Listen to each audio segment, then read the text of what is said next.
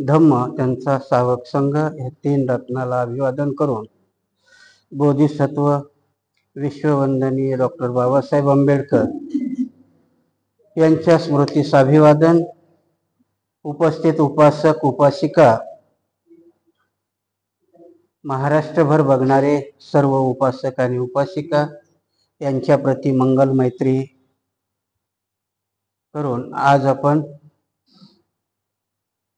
क्रांती आणि प्रतिक्रांती ह्या ग्रंथाच्या पठणाला सुरुवात करत आहोत। महाराष्ट्रामधून काल मला बरेच फोन आले की रविवारचं प्रवचन नाही झालं, मिलिंद प्रश्नाची वाट बघणाऱ्याला, कारण त्यांच्याकरता काल पहिले आपण 3 वाजता रविवारी वाचत होतो आणि म्हणून 10 दिवसापूर्वीच एका जणाचा पुण्यानुमोदनाचा कार्यक्रम, पुण्यस्मरणाचा कार्यक्रम स्वीकारला होता। ते माझ्या लक्षातही नव्हतं आणि नेमका तो न्यायला आला आणि मग मला अडचण झाली, म्हणून जवळजवळ मला वाटतं 10:30 पावणे 11 वाजता फोन केला होता, कारण दिलेलं वचन होतं त्यांना की मी येईल तुमच्या कार्यक्रमाला, म्हणून येता नाही आलं। पण काल आपल्याकडे कार्यक्रम होता, नाही काहीतरी तुम्हाला रविवार खाली नाही गेला। त्या दिवशी मला वाटतं जिनेबाईचं प्रवचन होतं, छान प्रवचन केलं त्यांनी की बौद्धांची जी धार्मिक स्थळं आहेत, काल मी ऐकलं त्यांचं पूर्ण प्रवचन, खूप सुंदर सांगितलं त्यांनी, कारण त्यांच्या प्रवचनामध्ये त्यांनी स्वतः बघितलेल्या अनुभूती आणि अनुभव सांगितले होते। कारण प्रवचन करणं, वाचून करणं आणि स्वतः कुठेतरी जाऊन अनुभव करणं, त्याच्यामध्ये त्यातला फरक जाणवत होता आणि म्हणून त्या तळमळीने सांगत होत्या। जर ते समजलं असेल तर ज्यांनी नसेल बघितली ती स्थळं, तर कुठले ना कुठले तरी 1-2 स्थळं नक्की बघून या। अशामुळे काल मिलिंद प्रश्न वाचता नाही आला। पुढच्या रविवारी आपण 2 प्रकरणं घेऊ। आज क्रांती आणि प्रतिक्रांती आपण कालपर्यंत बघितलंय की ब्राह्मणशाही आणि ब्राह्मणशाहीचे हक्क आपण मागच्या प्रकरणामध्ये बघितलं होतं। आज आपण बघणार आहोत की ब्राह्मणशाही आणि ब्राह्मणशाहीमध्ये जातीची निर्मिती कशी झाली, ते बाबासाहेबांनी सकारान दिलेलं आहे ते की कशी झाली, कशामुळे झाली आणि ब्राह्मणाला ती का निर्माण करावं लागली। आज आपण त्या प्रकरणाकडे वळूया। मुलाचा वर्ण निश्चित करण्याच्या पद्धतीत ब्राह्मणाने 3 महत्त्वपूर्ण बदल केले। पहिला बदल म्हणजे ज्या गुरुकुलाला मुलांना शिक्षण दिले जात होते व शिक्षण पूर्ण झाल्यावर गुरु मुलाचा वर्ण निश्चित करीत असे, ती पद्धतच पूर्णपणे नष्ट करून टाकण्यात आली। मनूला गुरुकुलाची पूर्णपणे कल्पना होती, त्याने गुरु व्यासाचा म्हणजे गुरुच्या निवासस्थानी शिक्षण व राहणे याचाही उल्लेख केला। उपनयन करण्याचा गुरुस असलेला अधिकार त्याने नष्ट करून टाकला व उपनयनाचे स्वरूप बदलून टाकले। गुरुच्या ऐवजी मुलाचे उपनयन करण्याचा अधिकार त्याने मुलाच्या वडिलासच देऊन टाकला, त्यामुळे मुलाचे उपनयन पिता घरीच करू शकत होता। दुसरी गोष्ट म्हणजे त्याने उपनयन हा एक संस्कार म्हणजे धार्मिक विधी करून टाकला। जुन्या काळी उपनयन विधी हा एखाद्या दीक्षांत समारंभासारखा असे की ज्या समारंभात गुरु त्या मुलास विद्यार्थ्यास पदवी देऊन त्याचा वर्ण निश्चित करीत असे। मनूच्या कायद्याने मात्र उपनयनाचे स्वरूप व हेतू पूर्णपणे बदलून टाकला। तिसरी गोष्ट म्हणजे शिक्षण व उपनयन याचा असलेला परस्पर संबंध त्याने संपुष्टात आणला। प्राचीन काळी उपनयनापूर्वी शिक्षणाची पद्धत असे, ब्राह्मणशाही शिक्षणापूर्वी उपनयनाचा विधी आहे। म्हणून सांगितले आहे की उपनयनानंतर म्हणजेच पित्याने मुलाचा वर्ण निश्चित केल्यानंतर त्याच गुरुकडे शिक्षणास पाठवावे। तुमच्या लक्षात आलं असेल की बाबासाहेब हे क्रांती आणि प्रतिक्रांतीला कसं ब्राह्मणाने, ब्राह्मणशाही, बाबासाहेब वैदिक धर्मही म्हणायला तयार नाही, बाबासाहेब ब्राह्मणशाही म्हणतात किंवा ब्राह्मण धर्म म्हणतात। आता हा मुद्दा तुम्हाला कळायला की ब्राह्मणाने वर्ण कसे निर्माण केले आणि वर्णाच्या नंतर जाती कशा निर्माण केल्या। वर्ण आपल्याला माहित असेल की 4 प्रकारचे वर्ण आहे, ब्राह्मण, क्षत्रिय, वैश्य आणि शूद्र। तर बाबासाहेब म्हणतात, तुम्ही वाचलं असेल की बुद्ध घोषाच्या चरित्रामध्ये भगवान बुद्धाला क्षत्रिय वर्णाचं म्हटलं गेलं। शुद्धोधन कोण होते? क्षत्रिय राजे होते। म्हणजे बाबासाहेब तिथपर्यंत मान्य करतात की वर्ण, बाबासाहेब मान्य करतात की भगवान बुद्धाचा वर्ण क्षत्रिय होता। बाबासाहेब त्याच्या अगोदर जातात, कारण गुरुकुल पद्धत ही कशी चोरल्या गेली आणि गुरुकुल खरं कुठून सुरू झालेलं आहे। तर गुरुकुल जेव्हा भगवान बुद्ध कुठे शिकायला गेलेले आहेत, 4-5 आश्रमात गेलेत ना भगवान बुद्ध, अनारकलामाकडे गेले, त्याच्यानंतर बऱ्याचशा ठिकाणी गेलेत। म्हणजे गुरु आणि शिष्याची परंपरा बुद्धाच्या काळामध्ये चालू होती। त्या परंपरेनुसार शिक्षण घ्यायला त्या गुरुकुलामध्ये जावं लागत होतं आणि वर्ण मग तिथे गुरु देत होता। आत्ता बी आपण जर समजा कॉलेजमध्ये गेलो, डिग्री घेतली, तर डिग्री घेताना दीक्षांत समारंभ होतो की नाही? तुम्हाला डिग्री देताना तुम्ही गेला असाल, बरेच जण ग्रॅज्युएट आहेत, दीक्षांत समारंभ होतो. त्या वेळेच्या कुलगुरूचा दीक्षांत समारंभ असायचा.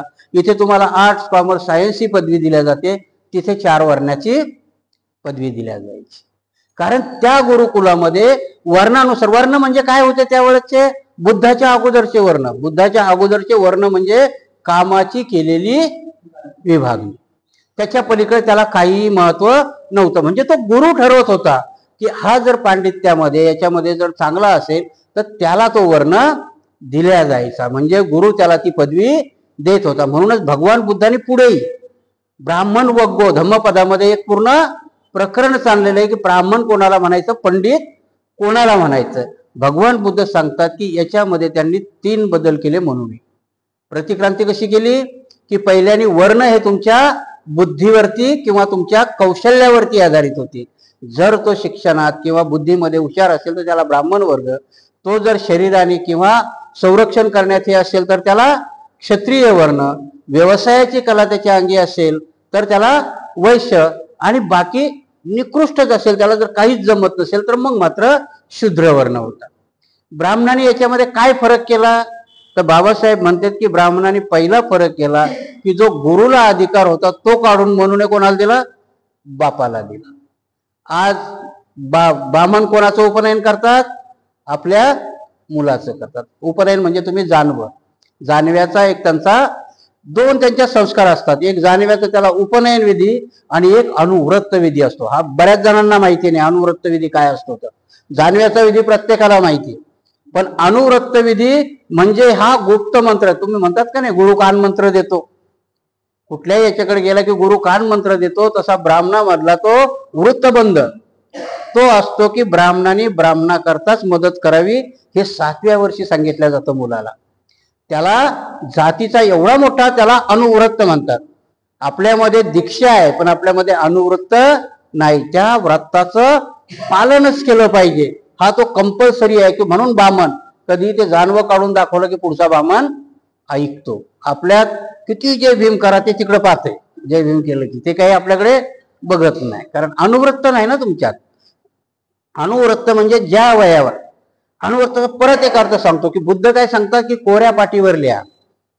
एकदा वहीत लिहिलं तर ते खोडता येतं, परत त्याच्यावर लिहिता येतं का? तसाच ब्राह्मण अनुवृत्त म्हणजे जी कोरी पाटी असते मुलाची त्याच्यावर लिहून टाकतो की पुढे आयुष्यात तू गेला तर तुला पहिली मदत कोणाला करायची? ब्राह्मणाला करायची. आणि म्हणून ब्राह्मण आजपर्यंतही जिवंत आहे. त्यांच्यावाली पद्धती तो जिवंत ठेवून आहे, कारण तो विसरायला तयार नाही. त्या मुलाला ते विसरू देत नाही.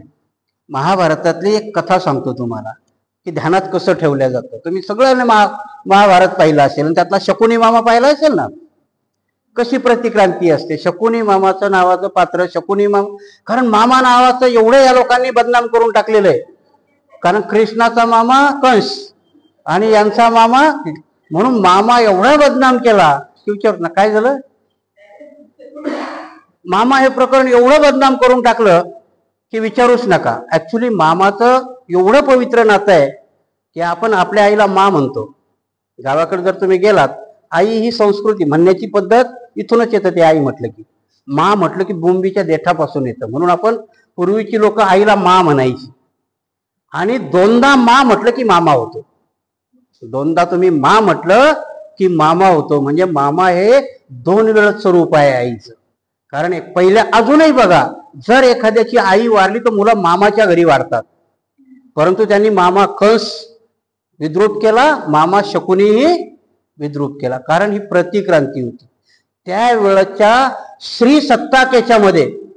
श्री जेव्हा सत्ताधारी होती की नाही, श्री सत्ताक याच्यामध्ये नंतर जर समजा त्या सत्तेतली आई वारली तर मामा सांभाळायचा. ती प्रथा अजूनही आहे. एखाद्याचं जर आई वारली तर मामा मुलं घेऊन जातो आपल्या तिकडे आणि सांभाळतो. तो जसे सांभाळता येतील तसे. तसं इथे आहे की बाबासाहेबांनी हा अनुबंध का दिला, त्यांना अनुवृत्त का दिला म्हणून तुम्हाला सांगतो. ते कसे पाळतात, त्यांना कसा अनुवृत्त दिला जातो. शकुनी हा कोण आहे? गांधारीचा भाऊ.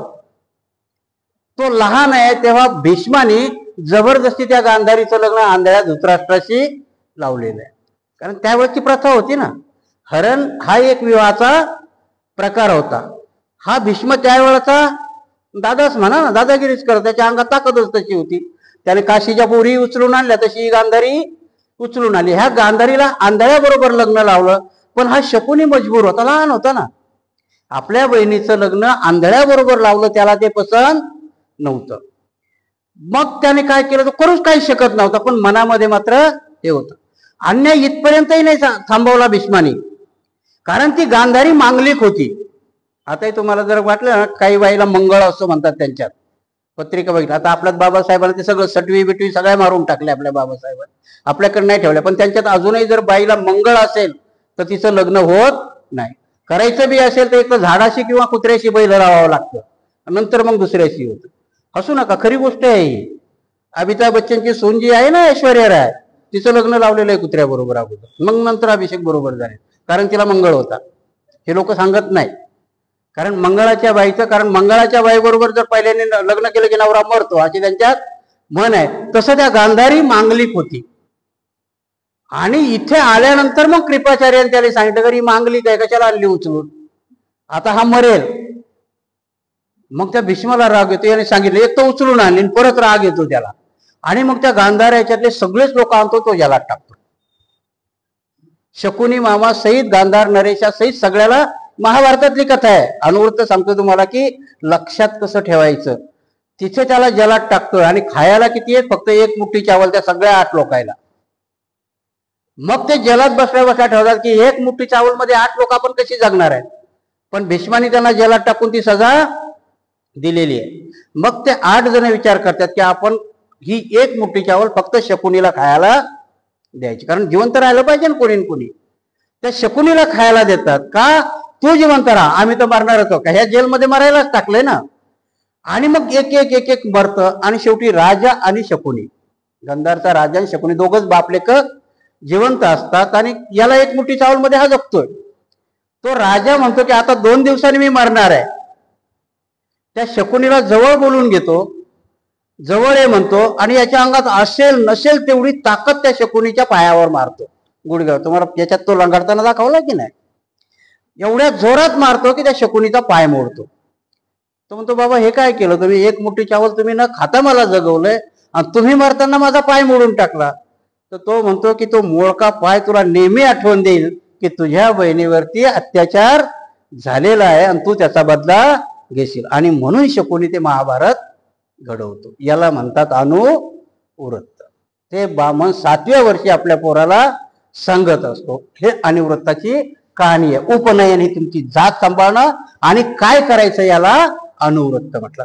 असा आहे तर बाबासाहेब म्हणतात की जे गुरुकुलामध्ये वर्ण दिल्या जात होती, जसं आपला दीक्षांत समारंभ त्यावेळेस गुरुकुलामध्येही व्हायचा, की जो मुलगा हुशार असेल त्याला पंडित ह्या पदव्या दिल्या जायच्या. परंतु मनूच्या लक्षात आलं की ह्या पदव्या, आज जर कोणी पंडित असेल तर दुसऱ्यावर दुसराच कोणीतरी होईल ना. म्हणून मनूने आपल्या जातीला, कारण तो ब्राह्मणाच्या कुळात जन्मला होता, म्हणून त्याला करण्याकरता त्यांनी तो नियम बदलला. आणि उपनयनाचा अधिकार कोणाला दिला, पित्याला दिला.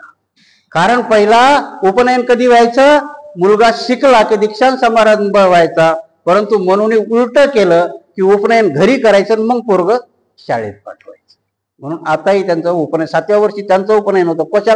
कशाची प्रतिक्रांती आहे की 7व्या वर्षी सामनेर करायची, म्हणून 7व्या वर्षी इकडे उपनयन केलं. म्हणून तो प्रतिक्रांती, त्याला छोट्या छोट्या छोट्या गोष्टीची झालेली प्रतिक्रांती, त्याचा अधिकार कोणाला दिलाय, बापाला दिलाय. आणि म्हणून तिथे म्हणतात की बाबासाहेब म्हणतात पहिल्या वर्णाची पद्धत बजावली. मग बाप कोणाला करेल, दुसऱ्याच्या पोराचं तो उपनयन नाही करणार ना, तो स्वतःच्याच पोराचं करणार.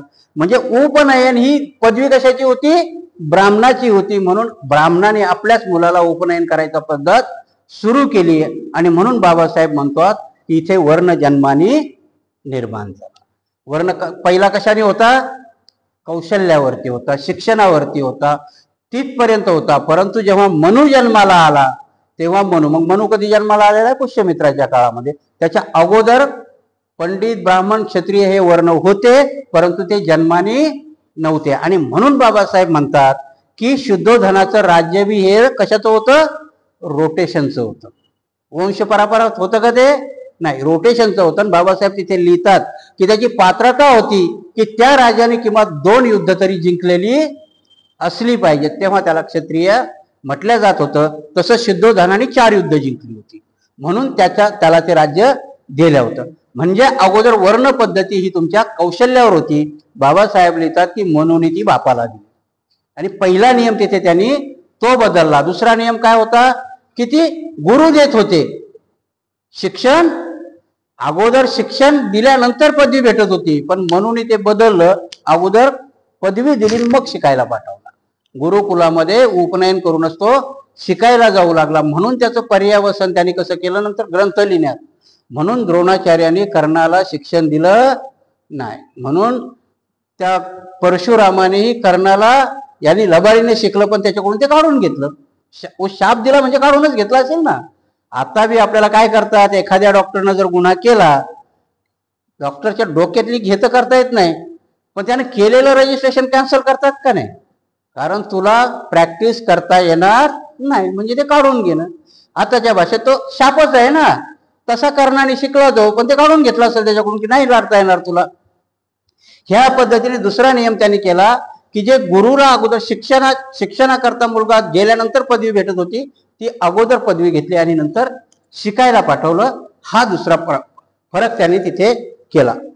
उपनयनाच्या संदर्भात ब्राह्मणशाहीत झालेला महत्वाचा बदल म्हणजे उपनयनाचे अधिकार गुरुऐवजी पित्यास देण्यात आले आहेत. परिणाम असा झाला की उपनयनाचा अधिकार प्राप्त झाल्याने पिता स्वतःच वर्ण मुलासाठी निश्चित करत असे. अशा प्रकारे वर्ण हा वंश परंपरागत येऊ लागला. गुरुकडून वर्ण निश्चितीचा अधिकार काढून पित्यास ते अधिकार देऊन स्वाभाविकपणे ब्राह्मणाने वर्णाचे जातीत परिवर्तन केले. मग वर्णाचं जातीत रूपांतर पुढे कसं केलं की जेव्हा जन्मानेच सुरुवात झाली की ब्राह्मणाच्या घरी ब्राह्मण जन्माला येणार, म्हणजे वर्ण आणि जात एकत्र आली. आता पुढे कसं लिहितात ते आपण बघूया. वर्णाचे जातीत परिवर्तन करण्याचा ब्राह्मणशाही हेतू काय असू शकतो याची कल्पना करणे कठीण नाही. ब्राह्मणाची गुणवत्ता किंवा पात्रता याचा विचार न करता प्राचीन काळापासून त्याचा असलेला हक्क उपभोगण्यासाठी त्यांना सर्वोच्च दर्जाचे देणे हा हेतू आहे. दुसऱ्या शब्दात सांगायचे झाल्यास असे सांगता येईल की ब्राह्मण कितीही अपात्र असला तरी त्याचा दर्जा उंचावणे हा त्याचा उद्देश म्हणावा लागेल. कोणाचाही अपवाद न करता संपूर्ण ब्राह्मण समाजाचा दर्जा वाढविण्याचा तो एक प्रयत्न म्हणावा लागेल. मनूच्या आज्ञेवरून ब्राह्मणशाहीचे हेतू उद्दिष्ट काय आहे ते स्पष्ट होते. वर्ण परंपरेने ठरविल्यामुळे अत्यंत अज्ञानी अडाणी ब्राह्मणाचा दर्जा हा विद्वान ब्राह्मणाचा दर्जा इतका समान ठरतो हे मनूला माहीत होते. यापूर्वीच्या पद्धतीत विद्वान ब्राह्मणाने अशिक्षित ब्राह्मणास दर्जा मिळणार नाही याची भीती मनूला वाटत होती. म्हणून मनूला अशिक्षित ब्राह्मणाची अधिक काळजी होती. त्यांना समान दर्जा देणे हा त्याचा हेतू होता. नव्या पद्धतीने अशिक्षित ब्राह्मणाचा अनादर करणाऱ्याला इशारा देण्यात आलेला आहे. आणि मग हे का करण्यात आलं? कारण मनूला माहिती होतं की मी आता जरी वर्ण बदलला पण कधी ना कधी तरी जातील. आता बी बघा ना, त्या प्रतिक्रांतीला त्याच प्रतिक्रांतीची कशी जोड देतात. आता काय म्हणतात की रिझर्वेशन हे जातीवरती नसावं. कुठली प्रतिक्रांती आणता येते? तुमचाच आधार तुम्हाला घेऊ, जातीच्या आधारावर आता रिझर्वेशन नसावं. ते कशावर म्हणतात की मागास म्हणजे ज्या गरीब आहे त्याला रिझर्वेशन द्यावं. आता त्यांचा तोच मुद्दा चालू आहे ना, जातीच्या आधारावर देऊ नका. पहिलं त्याला जाती का निर्माण कराव्या वाटल्या? ज्या वर्णामध्ये त्यांनी वर्ण तर बदलले. वर्ण व्यवस्था ही बुद्धाच्या अगोदरची व्यवस्था असेल, पण ती कशावर होती? गुणावरती आधारित होती. त्यांनी ती जन्मावर आधारित आणली आणि जन्मावर आधारित आणल्यानंतर त्याच्यात जाती निर्माण केल्या. कारण जन्मावर आणल्यानंतरही त्याला ती भीती होती की आपल्या घराण्यात जर एखादं येडं जन्मलं तर त्याला लोक पंडित म्हणतील का? मग त्याच्याकरता जाती निर्माण करायच्या. जाती वर्णातून जाती कशा निर्माण झाल्या की म्हणून मग त्यांनी श्लोक रचला की ब्राह्मण कितीही झाला भ्रष्ट तरी तिन्ही लोकी श्रेष्ठ. मग तो येडा असो मूर्ख असो काही असो, दुसऱ्याने त्याच्या पाया पडलं पाहिजे. ब्राह्मणाची अजून एक कला सांगतो की ब्राह्मण जर अनाडी असेल तर कुठली कृती करायची ते संस्कृत म्हणायला ना. माझे वडील सांगतात की आमच्या गावात एक ब्राह्मण होता, त्याला बुटक्या वामन ब्राह्मणच म्हणायचे, पण त्याचं पोरग झालं ते दारू प्यायचं काही शिकलंच नाही. मग आता संस्कृत म्हणायचं म्हणजे त्याच्या जिभेला चटका द्याला तिने. कशा करतात म्हणे. मग ते तोत्र बोलायला लागलं तर पुढच्याला कळतच नव्हतं हे संस्कृत बोलते का काय बोलते. तर म्हटलं की लोकांना वाटायचं हे संस्कृत बोलतंय. म्हणजे ब्राह्मण काहीही उपाय करतो श्रेष्ठत्व सिद्ध करण्याला. आणि म्हणून बाबासाहेब इथं काही मनोच्या श्लोकाचे उदाहरणं देतात की मनूने कशा करता केलं. तर केवळ फक्त ब्राह्मणाचं जातीने वर्चस्व करण्याकरता त्यांनी जाती पण निर्माण केल्या. वर्ण तर निर्माण केलेच पण जाती निर्माण केल्या.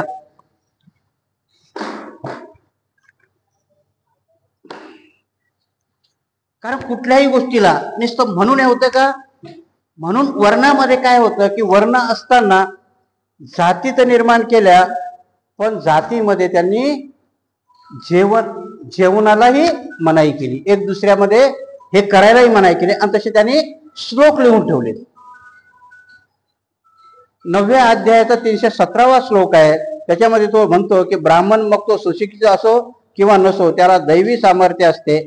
अग्नीच्या अंगी जशी दैवी शक्ती असते तितकीच दैवी शक्ती ब्राह्मणाच्या अंगात असते. त्यांनी श्लोकच लिहून टाकला की तो सुशिक्षित असो की अशिक्षित असो. म्हणून आजही PhD झालेला पोरगा त्यांची पूजा घालताना अशिक्षित भिक्षूच्या भंतीजीच्या पुढे किंवा पंडिताच्या पुढे. आजही आपल्यातही तीच पद्धत झाली ना आता की अशिक्षित जरी असेल तर मग आम्हाला जर नाही कळलं तर आम्ही परित्राण पाठ ठोकून देतो आहे की नाही कळलं तरी. पण चिकित्सा नावाचा हा प्रकार आपल्यामध्ये आहे, त्यांच्यामध्ये आहे का.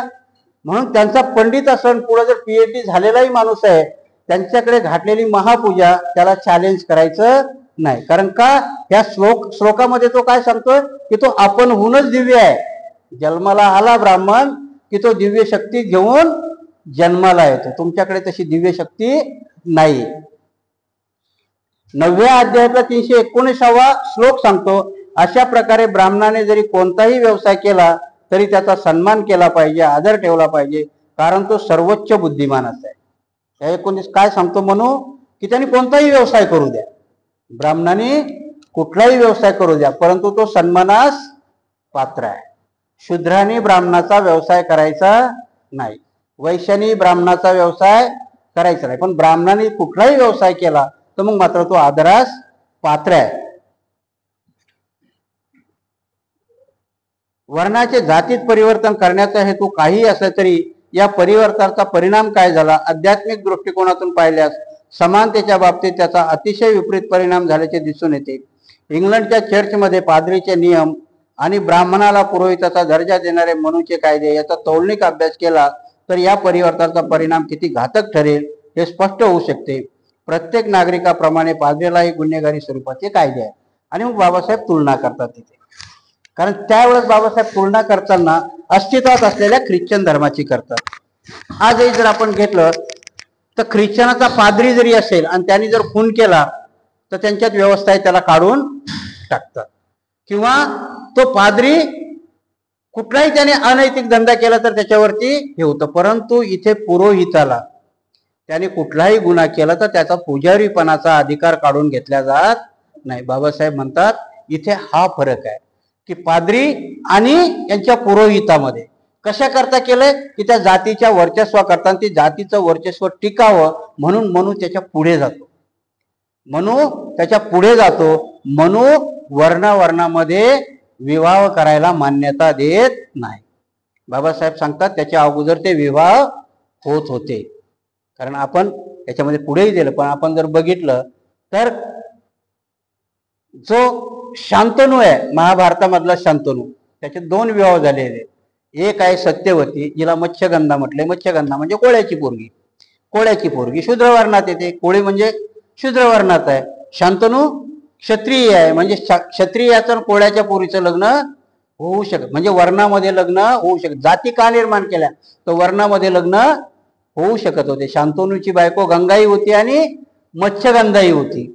त्याच्या बाबासाहेब म्हणतात की वर्णामध्ये विवाह होऊ शकत होते म्हणून मग यांनी जाती निर्माण केल्या तिरस्करणे. आणि म्हणून मग तिथे सांगतो की ब्राह्मणाने ब्राह्मणाशीच लग्न केलं पाहिजे. कारण जाती निर्माण करण्याचा प्रतिक्रांतीमध्ये बुद्धाच्या काळामध्येही भगवान बुद्धाची आई कोलीय वंशाची आहे, ते क्षत्रिय आहे. पण महामाया कोण आहे कोलीय वंशाच्या आहे, म्हणजे तिथेही वर्णामध्ये आंतरवर्णीय विवाह होत होते. कारण त्याच्यात अजून एक कथा आहे की हे शाक्य नंतर एवढे मुजोर झाले की प्रसेनजित राजाला एक पत्नी देताना यांनी दासीपुत्री दिलेली, आणि तिचा जो मुलगा होतोय त्याला जेव्हा माहिती होतं तेव्हा तो शाक्याचा नाश करतो. तर इथे म्हणजे वर्णामध्ये त्यांचे विवाह होत होते, आणि त्या ब्राह्मणाच्या जातीला वर्चस्व प्राप्त करायचं म्हणून मग हे कायदे बनवले.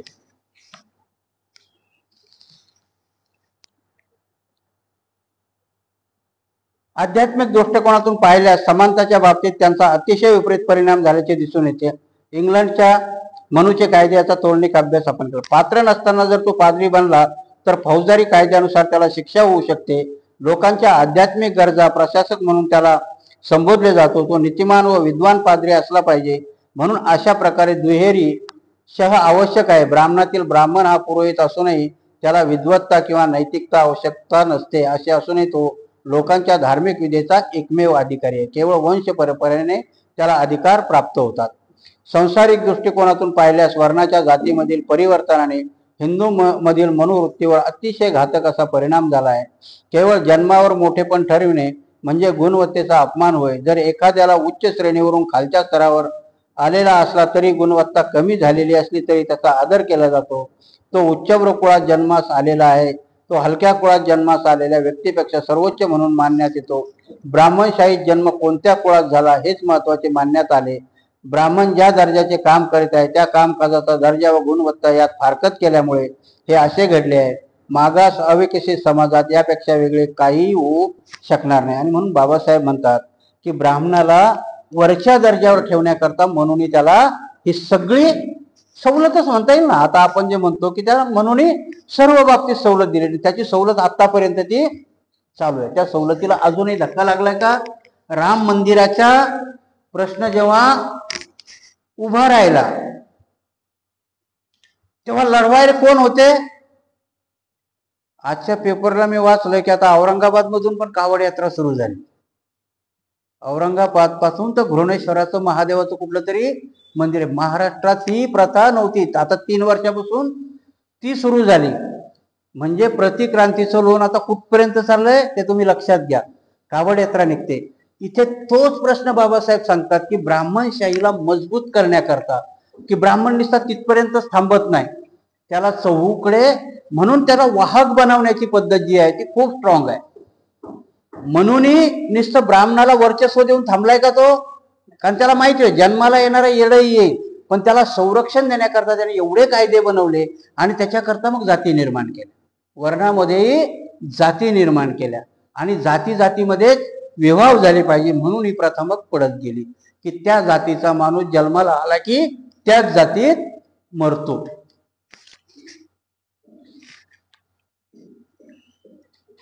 तिसरी गोष्ट म्हणजे ब्राह्मणशाहीने बौद्ध धर्मावर मिळवलेला विजय होय.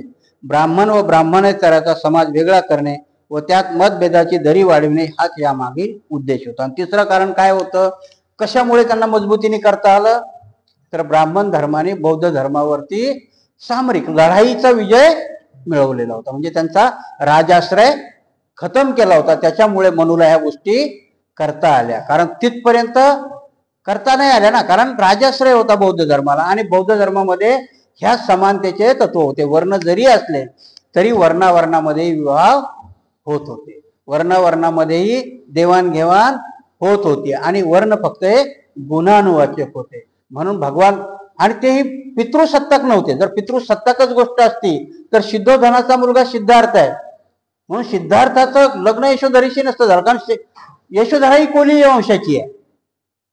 म्हणून पितृसत्ताक याच्यामध्ये मुलगा जन्माला आला म्हणून त्यांना आठ तशी नव्हती की तो आलाय म्हणून त्यांनी क्षत्रियाशीच विवाह केला पाहिजे असं नव्हतं. यशोधरे बरोबर सिद्धार्थाचा विवाह झालेला आहे. म्हणजे अंतर वर्णीय विवाह होत होते. परंतु जेव्हा बौद्ध धर्मावरती सामरिक विजय मिळवला जातो तेव्हा मनू मात्र मजबूतीने त्याला कायद्याचं रूपांतर देतो. बौद्ध धर्माच्या राजवटीत नामशेष झालेली चातुर्वर्ण्याची प्राचीन सामाजिक पद्धती पुन्हा अस्तित्वात आणण्यासाठी पुष्यमित्राच्या नेतृत्वाखाली ब्राह्मणशाहीने क्रांती केली, परंतु केवळ चातुर्वर्ण्य व्यवस्था पूर्ण प्रस्थापित करून ब्राह्मणशाहीचे बौद्ध धर्मावर विजयाने समाधान झाले नाही. बौद्ध पूर्व काळातील चातुर्वर्ण्य पद्धतीत अत्यंत लवचिक आणि सर्वांना खुली अशी पद्धती होती. त्याचे कारण असे की वर्ण पद्धतीचा विवाह पद्धतीचा परस्पर असा संबंध नव्हता. जरी चातुर्वर्ण्याने 4 वेगवेगळ्या वर्गाचे अस्तित्व मान्य केले होते तरीही त्याचे आंतरजातीय विवाहात बंदी घातलेली नव्हती. एका वर्णाचा पुरुष दुसऱ्या वर्णातील स्त्रीशी कायदेशीरपणे विवाह करू शकत असे आणि अनेक उदाहरणे आपल्याला जागोजागी आढळतात. हिंदूच्या मध्ये नावलौकिक मिळवलेल्या आदरणीय व्यक्तीचे मी खाली उदाहरणे देत आहे. त्यांनी आंतरजातीय विवाह केल्याचे स्पष्ट होते. शांतनू, त्याचा वर्ण क्षत्रिय, पत्नी गंगा ही शूद्र अनामिका होती. शांतनू क्षत्रिय, मत्स्यगंधा शूद्र ही कोळी समाजाची होती. पराशर हा ब्राह्मण होता. मत्स्यगंधा ही शूद्र कोळीची. म्हणजे मी तुम्हाला ती कथा सांगितली असेल की तुम्ही म्हणसाल की मत्स्यगंधा शांतनूची बायको आहे, मत्स्यगंधा पराशराची. पराशर मी मागच्या वेळेस तुम्हाला सांगितलं होतं की पराशर ऋषी तिच्या नावेतच बसून जात होता आणि ती नाव हाकलत होती.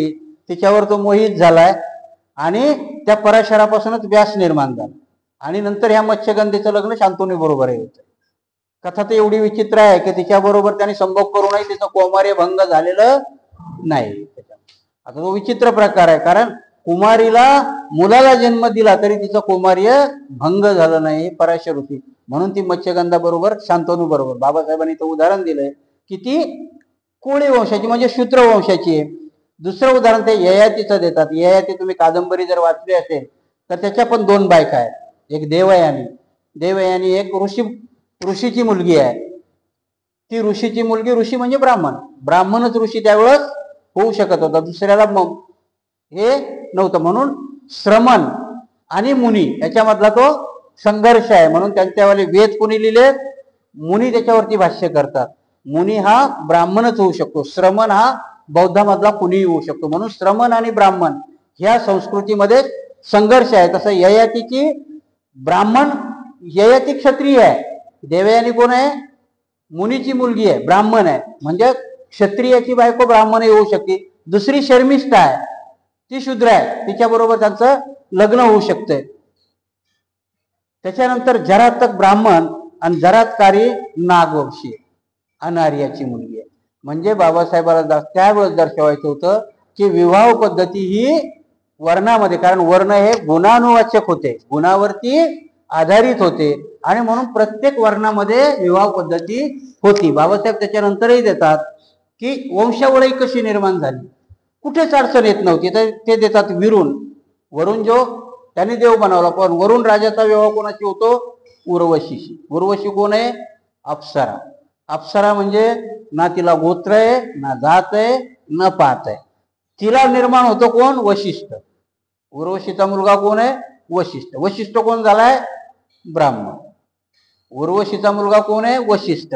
वशिष्ठ ब्राह्मण झाला. त्या वशिष्ठाची बायको आहे शक्ती. आजही शक्तीपीठ म्हणतात की नाही, शक्ती आहे, स्त्रीला शक्तीचं हे देतात. त्या वशिष्ठाची बायको आहे शक्ती, तिच्यापासून झालाय पराशर. बाबासाहेबांनी उदाहरणं दिलेत. म्हणजे तुम्हाला कुठं लिंक लागते का? मी कुठेतरी एका जणाचं वाचलं होतं. एक जण आपला त्या गावात जातो, कोणाचं आहे माहिती नाही, त्याने खूप सुंदर लिहिलेलं आहे. म्हणतो मी त्या गावात जातो, माझा मित्र असतो मांगाचा, मी त्याच्या घरी जातो. मग त्या मांगाच्या शेतात गेल्यावर बाजूला पाटलाचं म्हातारा असतंय. आता माझा चांगला गोरा गोमटा दिसतोय म्हणून त्या पाटलाला कुतूहल होतं. ते विचारतो की का हो तुम्ही कोण, त्याच्या घरी कसे, तुम्ही पाटील दिसताय. तर तो म्हणतो हो मी पाटील आहे, पण माझी माय मांगीन होती. काय झालं म्हणे? माय मांगीन असली तर आजी बामणीन होती म्हणे. आजी बामणीन कशी काय होऊ शकेल म्हणे? बा तुमचा बाप तर पाटील होता ना. नाही नाही म्हणे, पण त्याने त्याचा बाप महार होता. ते म्हातारं म्हणतंय यांनी काय कचांड केलं, कुठला लोचा करून ठेवला, कोण्या जातीचं पातीचं ओळखत नाही. जा म्हणतं तिकडे, मला तुझ्या जाती भीतीशी काही घेणं. बाबासाहेब अशीच वंशावळ देते की याच्यात तुम्ही ओळखा त्याचा वर्ण कुठला आहे आणि जात कुठली. म्हणून पहिला वरुण, त्याच्यानंतर अप्सरा कोण आहे ना, तिची जात माहिती ना पात माहिती. तिला कोण झालाय? वशिष्ठ. वशिष्ठाचं शक्ती बरोबर लग्न होतंय आणि पराशर, त्याला तुम्ही ब्राह्मण म्हणता. पराशरापासून मत्स्यगंधेपासून व्यास होतो. मत्स्यगंधा कोळ्याची, व्यास होतो, त्याला कोण म्हणणार आहे तुम्ही? आणि त्या व्यासापासून तुमच्यावाला महाभारतातला वंश निर्माण होतो. काय म्हणणार तुम्ही त्याला? क्षत्रिय. व्यास याची आई कोळीन, बाप बामन. तो व्यास त्या क्षत्रियाच्या 3 राण्याबरोबर नियोग करतो आणि त्याच्यापासून त्याला जे होतात एक धृतराष्ट्र, पंडू आणि विदुर, तिघीपासून होणार. कशी जात ओळखणार? बाबासाहेब म्हणतात जर ते खरंही जरी ठरलं तरी त्यावेळेस वर्णामध्ये लग्न होत होती तुमच्या याच्यानुसार. आणि मग ती पद्धत मनूला का भयानक वाटली, मनूला का ब्राह्मणाला सगळं वर्चस्व द्यावं लागलं, तर बाबासाहेब लिहितात ब्राह्मणशाहीने अत्यंत निर्दयपणे आंतरजातीय विवाह थांबवले. मनूने नवा कायदा लागू केला तो असा, ब्राह्मणाचा पहिला विवाह असेल तर स्वजातीतील स्त्रीशीच लग्न करावं लागेल. ते देतात अध्याय 3 आणि श्लोक 12. म्हणून त्याच्यामध्ये लिहितो की ब्राह्मणाने आपल्या ब्राह्मणीशीच लग्न केलं पाहिजे. आता इतिहासामध्ये दुसरं संशोधन खूप मोठं आहे.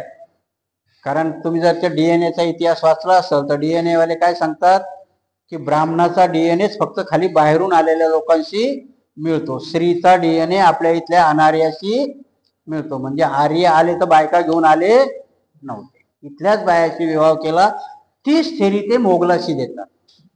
कारण मोगल आला तर मोगल परत गेलाय का? कारण मोगल आला होता, सैन्यात कुणी बायका घेऊन येते का? मोजके लोक आले, सैन्यावर घोड्यावर बसून आले, लढाया केल्या, इथेच थांबले. आणि मग कुटुंब पद्धती वाढवायची असेल तर लग्न इथल्या स्त्रिया बरोबर केले. म्हणून जे मोगला करता म्हणतात ती मोगल कुणाची अवलाद आहे? बाबासाहेब इथे लिहितात की ही मिश्र पद्धती आहे. कारण कुठलीच पद्धती ही एकदम निर्मळ राहिलेली नाहीये, ती मिश्र झालेली आहे. मिश्र पद्धतीमध्ये म्हणून वर्ण. आणि म्हणून बाबासाहेब त्याच्या पुढे जाऊन लिहितात की त्यांच्याच ग्रंथाचं जर उदाहरण द्यायचं झालं तर 18 वेळेस परशुरामाने निक्षत्र केलेली पृथ्वी, मग वर्ण परत कसे निर्माण झाले? त्याची वंशावळ खूप विचित्र आहे. ते जर ऐकलं तर मराठी आपल्याला मारायलाच येते. कारण बाबासाहेब तिथे लिहितात वंश कसे निर्माण झाले आणि ते ब्राह्मणांनी लिहिलेत. बाबासाहेब त्याचं उत्तर देतो की ब्राह्मण म्हणतात की ब्राह्मणाचा समागम जर त्या, कारण क्षत्रिय तर संपले होते ना, पण क्षत्राणी जिवंत होत्या. ब्राह्मणाचा समागम त्या क्षत्राणी बरोबर झाला, जो निर्माण झाला तो आत्ताचा क्षत्रिय. पण त्या क्षत्राणीचा समागम जर वैश्याशी झाला तर जो निर्माण होतो तो शूद्र. आणि ती फक्त स्त्री कोण धरली? त्यांनी निक्षत्र केलेली क्षत्राणी. आणि मग आताचे वर्ण निर्माण केले. आणि म्हणून त्याला उदाहरण ते देतात की शिवाजी महाराज त्या हिशोबानुसार शूद्र आहे. कारण क्षत्रिय इथं अस्तित्वात ठेवलेच नव्हते त्यांनी. बाबासाहेब इथे लिहिताना की त्या मनूने एवढा कावा केलाय की मनुस्मृती तुमच्यावर घालण्याकरता त्या श्लोकामध्ये तो लिहितोय की ब्राह्मणाने पहिलं लग्न कोणाशी केलं पाहिजे? आपल्या ब्राह्मणीशीच केलं पाहिजे. आजही ती प्रथा चालू आहे. म्हणून आजचा ब्राह्मण तुमचा आय्यत झालेला महार त्याला ब्राह्मणीन बायको होते, पण आय्यत झालेला ब्राह्मण महारीन मागीन नाही करत. उदाहरण दाखवा तुम्ही मला. कितीही स्मार्ट असू द्या, कितीही देखणी असू द्या, आपल्यातली ती 10वी नाव माहिती का तुम्हाला? सगळ्या भारतात पहिली आली IAS म्हणून. पहिलं लग्न तिचं कोणाबरोबर झालेलं होतं? ब्राह्मण. त्याचा विवाह तोडला. पण आजपर्यंत त्या IASनी, ब्राह्मणाच्या IASनी कुठल्याही IAS झालेल्या पोरीशी पण लग्न केलेलं नाहीये की असा तो IAS आहे म्हणून या IASच्या पुढे. ती मनुस्मृती त्यांनी पहिलं सांगितलं की ब्राह्मणाने पहिलं लग्न आपल्याच पोरीशी करावं. आमच्या कायद्यामध्ये बाबासाहेबांनी खंडन केलं, कोणाशीही करा पण एकच करा. बाबासाहेबांनी काय सांगितलं? कोणाशीही करा पण लग्न एकच करा, दुसऱ्या लग्नाची परमिशन नाही. इथे मनू दुसरी देतोय. ब्राह्मणाने पहिले लग्न करावं त्या ब्राह्मणाशी, तिच्या संततीने त्याने ब्राह्मणाची मान्यता दिली. पण जर ब्राह्मण दुसऱ्या वर्णाच्या स्त्रीशी लग्न करत असेल तर तिच्या संततीला मान्यता दिलेली नाही, त्याला अनारोस म्हटलंय. जर समजा एखाद्या ब्राह्मणाचं एखाद्या शूद्राच्या बाईशी लग्न होत असेल आणि तिला जी संतती होईल त्याला त्याने लिगल संतती नाही म्हटलं. त्याने काय म्हटलं? ती अनलिगल, कायदेशीर नाही. म्हणजे मनू किती नीच होता, किती हलकट होता. बाबासाहेब लिहितात की त्याने त्याच्या जाती करता लिहिलं. स्त्रियावरती एवढा अन्याय केला त्यांनी की स्त्रीला एकदम एखादं खेळणं ठरवून टाकलं. शूद्र स्त्री हे फक्त शूद्राचीच पत्नी होऊ शकते असे घोषित करण्यात आले. त्याच्यानंतर तो काय करतोय की त्यालाही दम देतो. शूद्र स्त्रीचं लग्न कोणाबरोबर झालं पाहिजे? शूद्राबरोबरच झालं पाहिजे. अजून ते चालू आहे. शूद्राच्या माणसाचं लग्न होतंय कोणाबरोबर आहे? मग शूद्र स्त्रीला काय सांगितलं?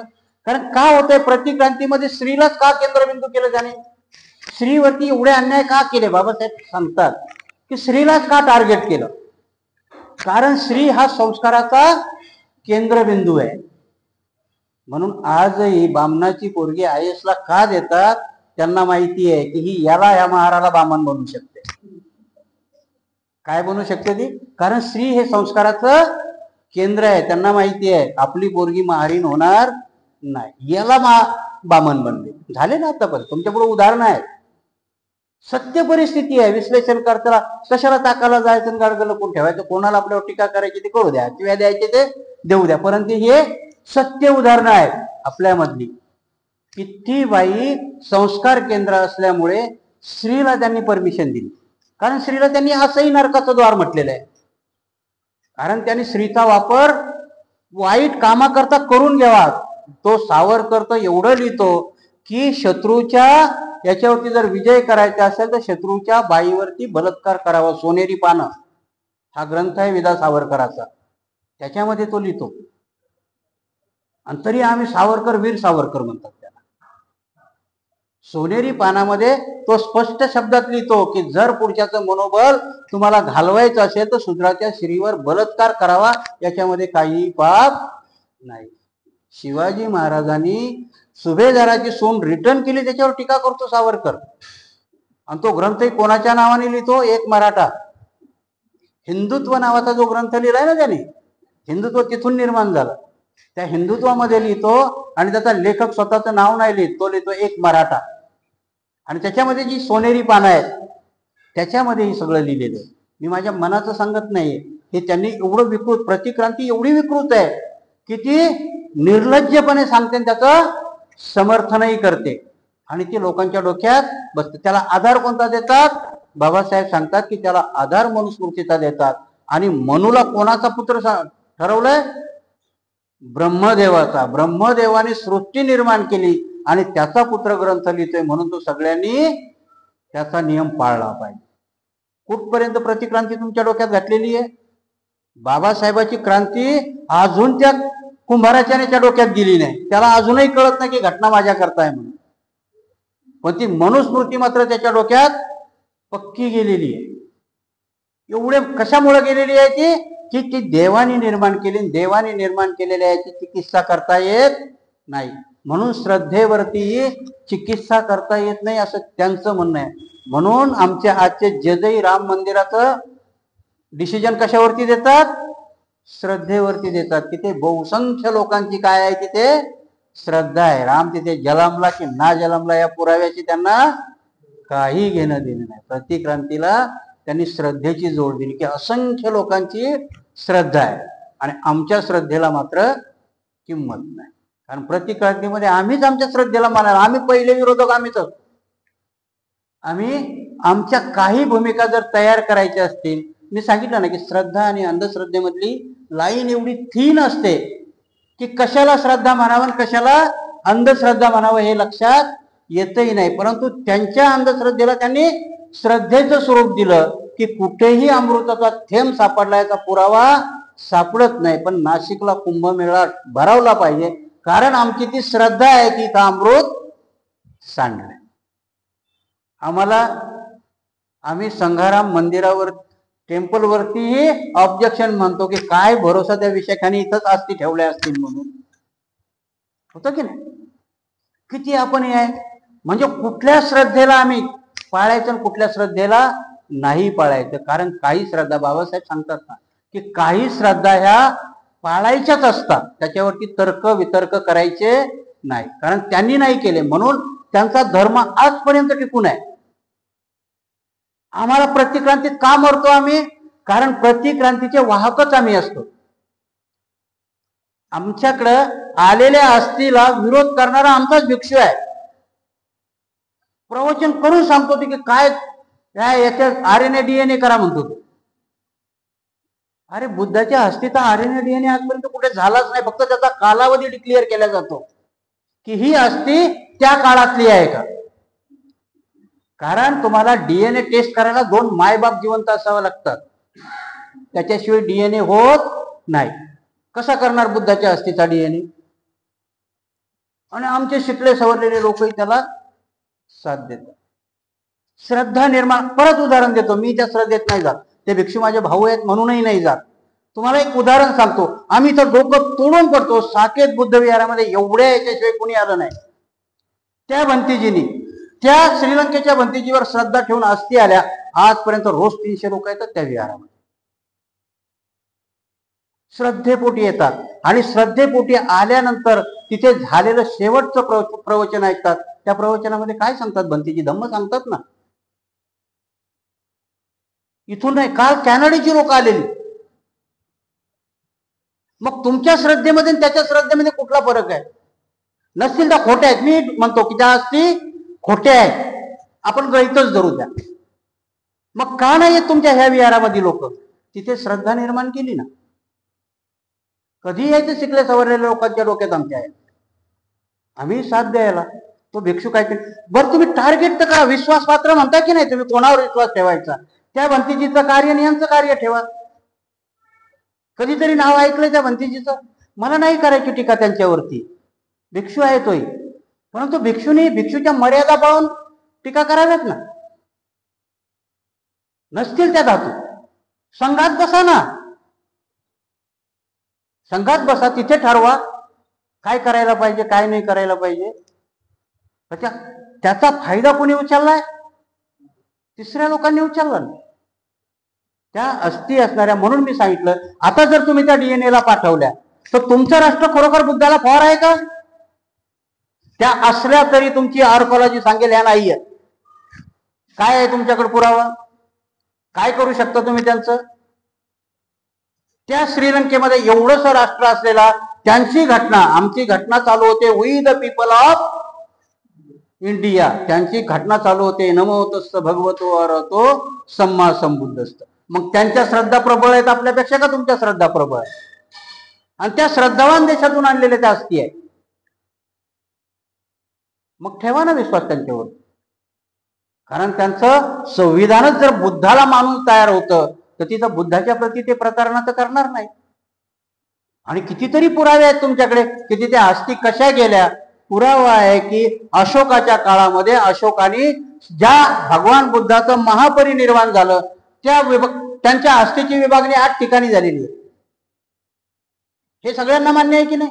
महावंश ग्रंथामध्ये भगवान बुद्धाच्या अस्थी ज्या 8 ठिकाणी केल्या, जेव्हा जम्बूद्वीपावरती राजा अशोकाचं राज्य येतं तेव्हा सम्राट अशोक ते सगळ्या अस्थी काढतात बाहेर आणि त्याच्यावरती 82,000 स्तूप निर्माण करतात. कारण भगवान बुद्धाने सांगितलेलं आहे की स्तूप चैत्य कुठल्या ना कुठल्या अरहंत किंवा सम्यक संबुद्धाच्या धातूवरती निर्मित झालं पाहिजे. आणि म्हणून गोयंका गुरुजी सांगतात की अस्थी ह्या म्युझियम मध्ये ठेवायच्या वस्तू नाहीयेत.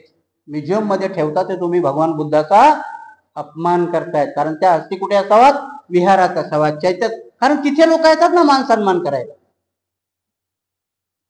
ही प्रतिक्रांतीची विजय, तिचा अमृताचा थेंब पडला की नाही पडला, त्यांची लोक त्यांच्यावरती विश्वास ठेवतात. आमच्या खऱ्या गोष्टीलाही आमचीच लोक विरोध करतात, म्हणून धम्म वाढत नाही. बाबासाहेब काही गोष्टी सांगतात. म्हणून मी मागच्या वेळेस उदाहरण दिलं होतं की भीमा कोरेगावला गेला, ती इन्फेंट्री 800 लोकांची होती, 500 महाराची नव्हती, 800 लोकांची होती. पण बाबासाहेब जाणीवपूर्वक सांगतात की 500 महाराणी इथे प्रोग्राम शौर्य गाजवलं. कारण तुमच्या पुढे प्रेरणा द्यायची असते. आजही तुम्ही त्या खांबावर जर नावं वाचली तर त्यात 8-10 नावं अवंतर आहेत. पुरावा अजून आहे डळडळी. पण तरी बाबासाहेब सांगतात महाराणांना की शौर्याचा इतिहास आहे, तुम्ही तिथं गेलं पाहिजे. तशाच जर काही परंपरा आम्ही चांगल्या पाडत असू तर क्रांती घडवण्याकरता बाबासाहेबांनी जेव्हा नागपूरच निवडलं, जर बाबासाहेबाच्या डोक्यात असेल तर त्यांचा जन्म महुला झाला. त्यांच्या बाबाची कर्मभूमी कोकणात आहे. एवढ्या दूर जाऊन नागपूरलाच घ्यायची काय गरज आहे? कारण नागपुरामध्ये नाग लोकांची वस्ती होती. त्यांचा इतिहास ते काय सांगतात? नागपुरामध्ये विदर्भ राजाला ते रुक्मिणीचं राज्य मानतात. श्रीकृष्णाने तिथून नेऊन रुक्मिणी पळून नेली नाही कडनं. विदर्भ कोणाचं राज्य सांगतात? ते रुक्मी राजाचं. ते विश्वास ठेवतात. आणि तुमचा बाबासाहेबांनी तुम्हाला नागपुरात जाऊन सांगितलं की नागभूमी आहे, आम्ही वितर्क करत बसतो. कसा वाढेल जण? क्रांतीची प्रतिक्रांती कशी होईल? बाबासाहेबांनी त्याच्याच करताय का डोक्यात घातलं? आणि शांतनुचं उदाहरण ते का देतात? घडलं नाही हे स्वतःच म्हणतात, पण तरी तुमच्या पुढे ते प्रतिक्रांतीची बीज ठेवतात. अशामुळे घडती. मग काही गोष्टी आम्हाला ऍक्सेप्ट केल्या पाहिजे की नाही? आम्ही नाही करत. आम्ही त्या क्रांतीची मुळच खोडून टाकतो. ती नाही खोडली पाहिजे. म्हणून मी उदाहरण दिलं. आता मी 3 वर्षापासून तुमच्या सोबत आहे. नाही जमू शकलो मी या 30-35 लोकांच्या व्यतिरिक्त. त्या भंतीजीने श्रीलंकेतून आणल्या. आजपर्यंत जवळजवळ 1.5-1.5 लाख लोक येऊन गेले. ती येऊन गेलेली लोक अशीच गेले असतील का घरी? त्यांच्या घरामध्ये धम्म गेला असेल ना. त्यांच्या घरामध्ये वंदना सुरू झाल्या असतील ना. त्यांच्या घरामध्ये बुद्ध सांगितला जात असेल ना. मग कुठली क्रांती आहे आणि कुठली प्रतिक्रांती आहे? की कुठला तरी एक भिक्षू उठतो, कुठला तरी कोणीतरी एखादा माणूस उठतो सांग असेल खोटं. मी आज डिक्लेअर करतो की त्या खोट्या असतील, पण त्या क्रांतीच्या वाहक आहेत. जसं सांगितलं की बामणाच्या डोक्यात प्रतिक्रांती निर्माण होते ना, आमचे वाहक खांदे आमचे असतात, तसे ते नाहीये. ते तुमच्या बुद्ध धर्माचे वाहक आहेत. तिथे आम्ही सजग राहिलं पाहिजे. तिथे आम्ही अति तर्कवादी होता कामा नये. काही गोष्टी असतात. आणि म्हणून बाबासाहेब परत त्याच्या पुढे जाऊन सांगतात की तुला नाही करता येत ना, तर निदान विरोध तरी नको करू, शांत बस. तुम्हाला जर त्या क्रांतीच्या याचं वाहक होता येत नाही, तर प्रतिक्रांतीला मदत होईल असं काम करू नका. जाहीर व्हिडिओ करून प्रतिक्रांतीला तुम्ही वाहकच झालात ना. नाही येत कोणाच्याच लक्षामध्ये. त्यांना आमच्या शिकले सवरलेल्या लोकांच्या, ना भिक्षूच्या, ना बौद्ध महासभेच्या, ना कोणाच्या विरोध करायचा म्हणून करायचा. कधी असूया असते की तो मोठा का होतोय म्हणून, कधी असूया असते की त्यालाच का मिळतंय म्हणून, कधी असूया असते की माझं काय. ह्या सगळ्या गोष्टी जर सोडल्या तर क्रांती तुम्हाला येऊन जाईल. मग प्रतिक्रांती यायला वेळ नाही. झालं समजा त्या भंतूचा कारभार त्यांना आला व्हायचा, ते म्हटलं मरू देत तिकडे, जाऊ दे, काय करायचंय. मी माझ्या विहारात बसतो, 30 दिवसाचं भोजन मला लोक देतात. 1 रुपयाच्या दानातून कशाला घेऊ 8 एकर शेती? कशाला काढू तिथे चिवरा शिकणाऱ्या मुलांची शाळा? कशाला तिथे धम्म पॅगोडा उभा करू? कशाला तिथे माझ्या अफगाणिस्तानातली पाडलेल्या मूर्तीच्या प्रति मला त्याच्यापेक्षा उंच मूर्ती बनवायची आणि तिथे त्या बुद्धाची मूर्तीचं डोकं सोन्याचं बनवायचं? लगेच आमच्या भिक्षूचा विनय, तर भिक्षूनी सोनं स्वीकारावं का? अरे मग तुम्ही करा ना. भिक्षू नाही स्वीकारणार. का करावं लागतंय? अफगाणात ती मूर्ती पाडली, त्यांच्या धर्माच्या यांनी पाडली की नाही त्यांनी? मुसलमानाला तुमच्या मूर्तीपूजेला विरोध आहे तशी पडत नव्हती म्हणून त्यांनी बॉम्बस्फोट घडून तोडली. माझं कर्तव्य काय आहे मग? त्यांच्याशी लढाई करायला तर नाही जाणार मी. बुद्धाने ते सांगितलंही नाही. तशीच मी इथे उभी करी, ती दगडाची होती, सोन्याचं डोकं करी. कारण तेवढा सक्षम समाज माझा झालाय. आता देतात लोक, नाही देतात सर. परवापासून भंतीजीने केलं बंद, नको घ्यायला, विनायत नाही बसत म्हणतात. काय करायचंय आम्हाला तिथं एकदा ठरवा. ज्या शिकले सवरलेल्या लोकांनी, कारण मूक संमती देणं हा पण अपराध असतो. आपण जर म्हणत असो ना मी काहीच नाही बोललो, तरी आपण अपराध केला. मूक संमती देऊन अपराध करणं म्हणतात त्याला. कारण कुठल्या ना कुठल्या बाजूला उभं राहावंच लागेल. व्हा प्रतिक्रांतीचे भाग, जा घेऊन दिल्या, निदान कळेल तरी आम्हाला की तुम्ही प्रतिक्रांतीचे वाहक आहे. बोरकर आज आम्हाला माहिती आहे ना, बाबासाहेबाला विरोध केला. आता कळत नाहीत बोरकर कोण आहेत. हळूच आपलं कुठेतरी काही टाकून देतात आणि मग जय भीम करायलाही मोकळे होतात. या गोष्टी नाही झाल्या पाहिजे. होईल एखाद्या वेळेस हे प्रवचन आपल्याला काही भिक्षू लोकांनाही नाही आवडणार, नको आवडू देऊ, पण कुणीतरी बोललं पाहिजे. खऱ्याच्या बाजूने खरं राहिलं पाहिजे, खोट्याला विरोध करता आला पाहिजे. त्यालाच क्रांती आणि प्रतिक्रांती म्हणजे. एकटे बाबासाहेब, आता तुम्ही विचार करा ना, बाबासाहेबाच्या वेळेची परिस्थिती काय भयानक परिस्थिती होती ती. नवा कपडा घालायची परमिशन नव्हती, त्याचा बाबासाहेब सुटात बुटात जाऊन सांगतात की ह्या काळ्या राम मंदिरामध्ये मी प्रवेश करेन. एकटे बाबासाहेब होते लढाई. आम्ही किती तयार झालो त्यांच्याच पुण्याईमुळं, पण तरी आम्ही प्रतिक्रांतीला रोखण्यात आजही नाही होत. अजूनही आमच्या कुठे ना कुठे तर्क वितर्काचा म्हणे विनाचार्य लढतोय तो निस्ता सामनेर आहे. अरे 64 दिवस गेलं ते पोरग गेला, मग काय करायचं तुमचा महातेरो? त्याला सामनेर म्हणताय तुम्ही?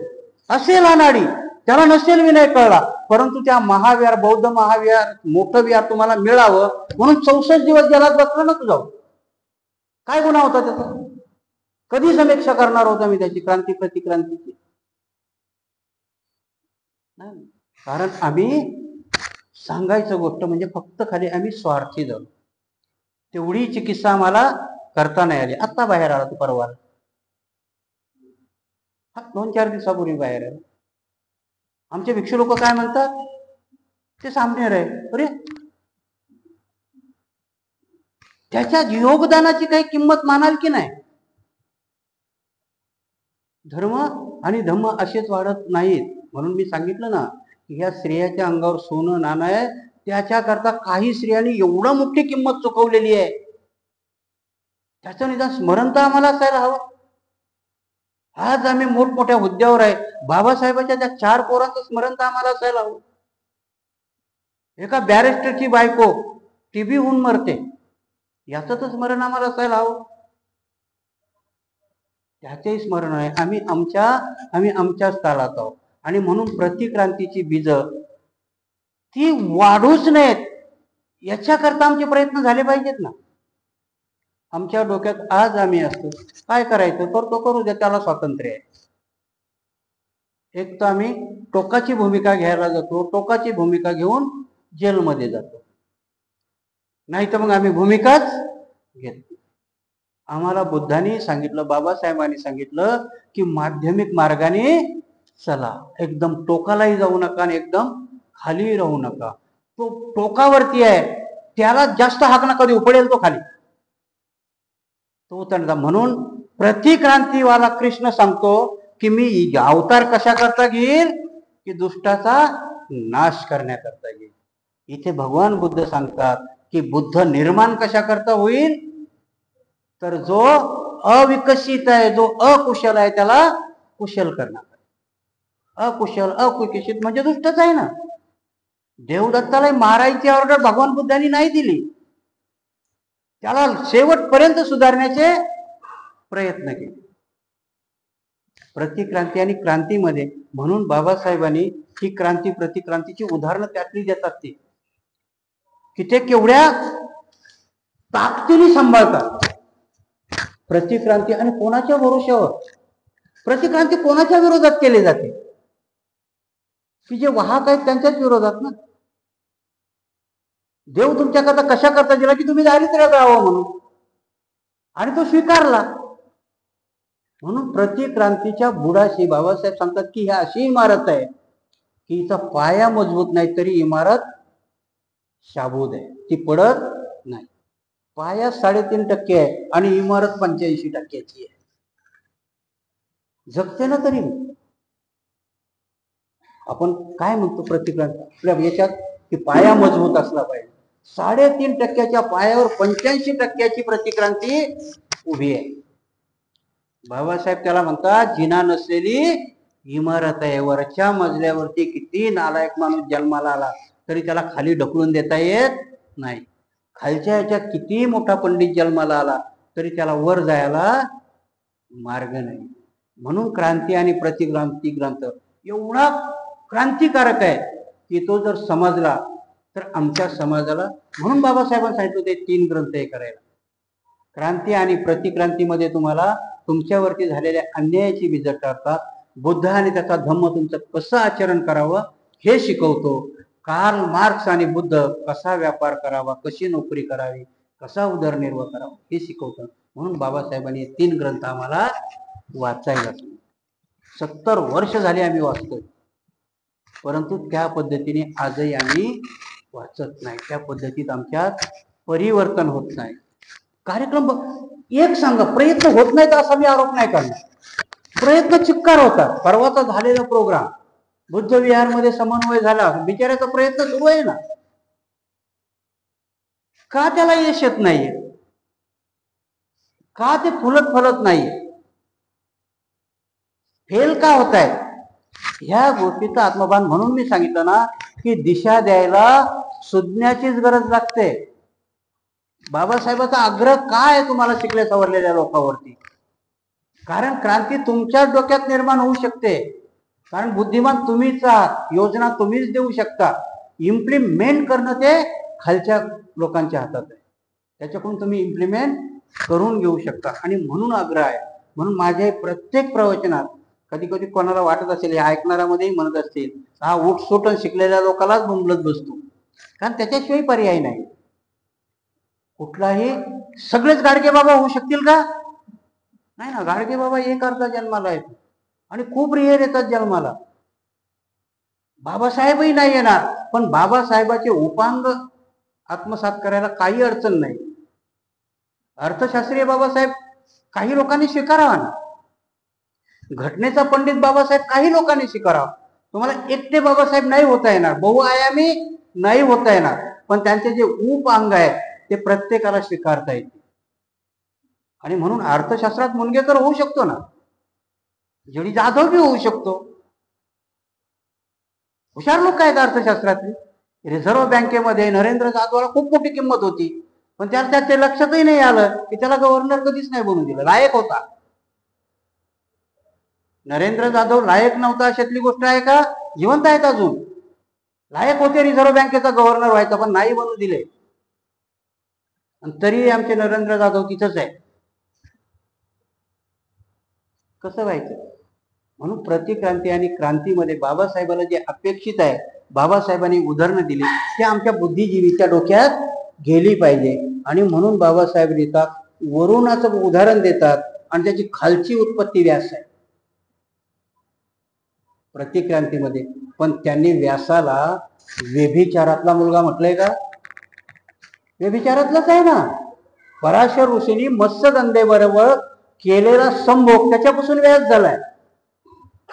बिना लग्न करता झालेली संतती काय म्हणता तुम्ही त्याला? व्यभिचारच म्हणता ना. मग का टाकाला जायचं गाळगल होतं? व्यभिचारापासूनच झालं की ते. पण त्याला त्यांनी गुरु मानलं, वेद व्यास मानलं. आम्ही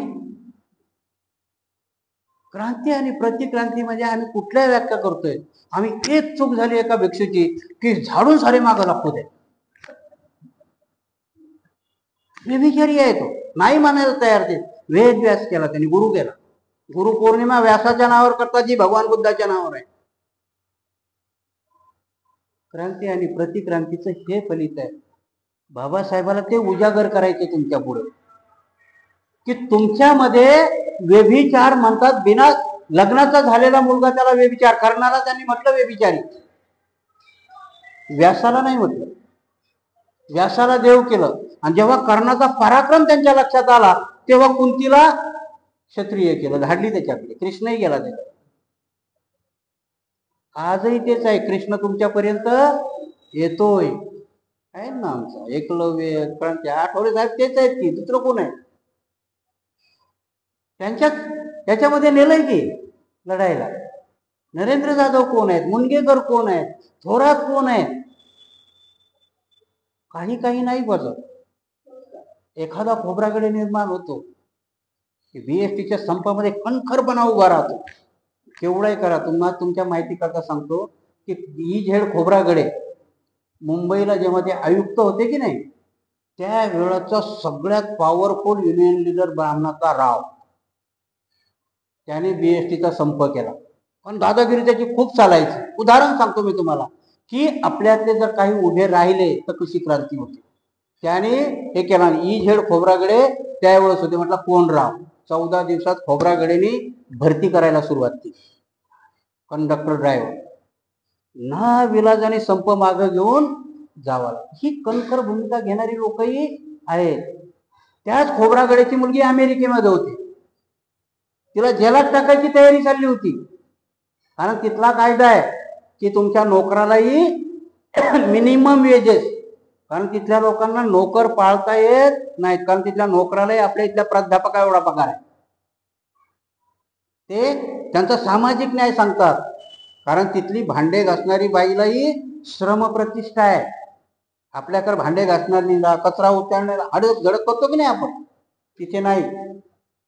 त्या देवयानी खोब्रागडे, ही जड खोब्रागडेची पोरगी आहे अजूनही. तिने एक नोकर ठेवला आणि तिला पगार कमी दिला म्हणून तिला जेलात टाकायची तयारी केली.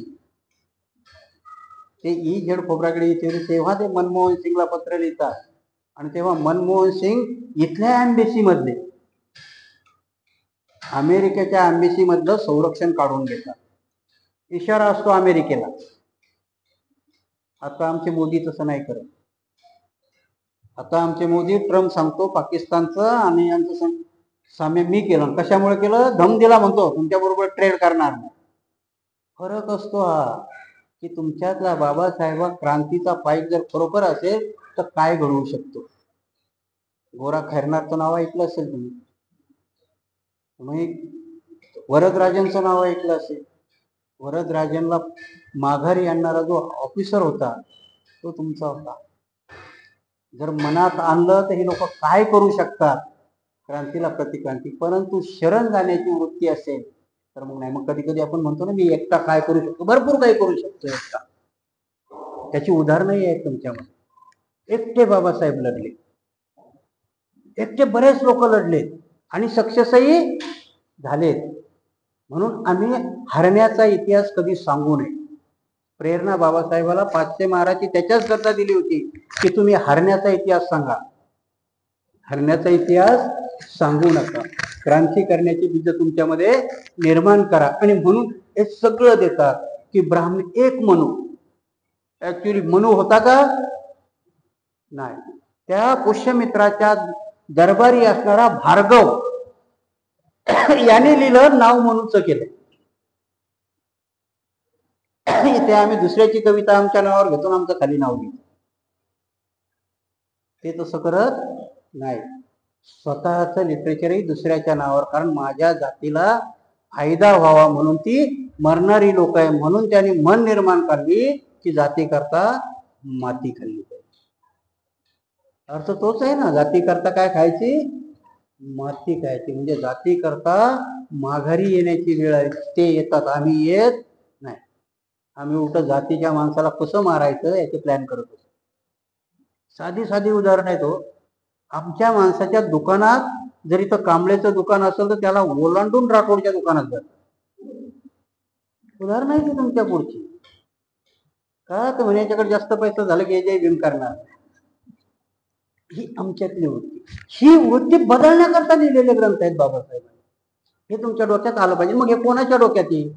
त्या खेड्यातल्या अनाडी शांताबाईच्या लक्षात येणार आहे का? हे मला तुम्हाला सांगावं लागेल ना. जर आमच्या लक्षात आलं तेव्हा ती जागृत होईल. बाबासाहेबाचा महाराष्ट्र सत्याग्रह असा सक्सेस झाला का? बाबासाहेबाची व्होकल ऍडव्हर्टाईज त्या आमच्या अनाडी बापदादीच्या डोक्यात गेली तेव्हा ती सक्सेस झाली. आणि जर बाबासाहेबांनी सांगितलंच नसतं तर हे विहार तरी झालं असतं? नसतं झालं. आणि म्हणून ही प्रतिक्रांतीची बीज जर थोपवायची असतील तर ह्या ग्रंथाचे अर्थ आम्हाला कळले पाहिजे. म्हणून काय लिहिलं, म्हणून कसं केलं आणि कोणाकरता केलं, तर ते सत्याकरता आम्हाला करता आलं पाहिजे. ही गोष्ट, ही क्रांती आणि प्रतिक्रांतीचा आजचा विषय जो आहे की त्यांनी ब्राह्मणाकरता जातीची निर्मिती आणि वर्णाची निर्मिती कशा करता आणि कशी केली, आजचं हे प्रकरण आपण इथे संपूया. बाकीचं उद्या बघूया.